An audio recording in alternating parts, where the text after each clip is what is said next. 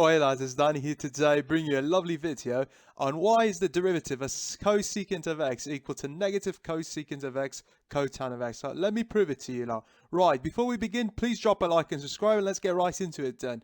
So first thing to do is we're going to apply the limit definition to cosecant of x. So we're going to replace it and apply the limit definition. Once you do that, we'll obtain a limit definition that looks like this. From this point on, what you are going to do is convert cosecant as 1 over sine, basically, and we're going to apply that using the trig identities. So when you rewrite cosecant, you are going to be ending up with something that looks like this. At this point on, we're going to try to use a common denominator in the numerator. So we're going to multiply by sine of x to the right, sine of x on the left fraction to the numerator and denominator respectively, and we're going to do that same thing on the right hand side with sine of x plus h in the multiplied in the numerator and in the denominator. So it's going to resemble something like that. Looks like this. We're going to group the fraction into one, and this h term right here could be turned into a 1 divided by h multiply. It's an equivalent statement.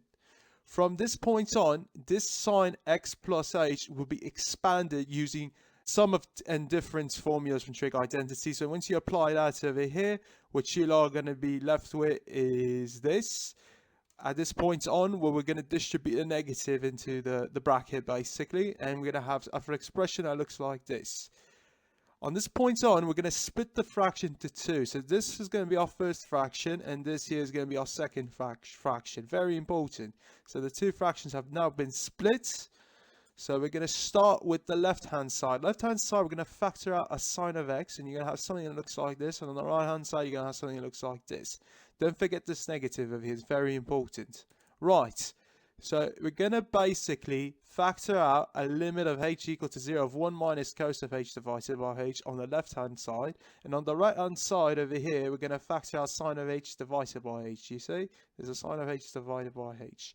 So this over here is a unique identity. We know that this is going to go to 0 according to the squeeze theorem.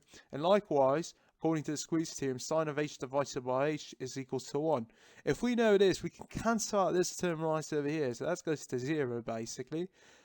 And on the right hand side, we're going to be left with this. And when you apply the limit, take 0 as your h value, you're going to be left with a fraction that looks like this. And notice we can split this fraction into two, 1 divided by sine of x, and then the other fraction as cos of x divided by sine of x, ultimately leading us to an answer of negative cosecant of x cotan of x. And that's the answer to this problem. I hope you all enjoyed it. If this video has helped you out, please drop a like and subscribe, and I'll see you a lot later.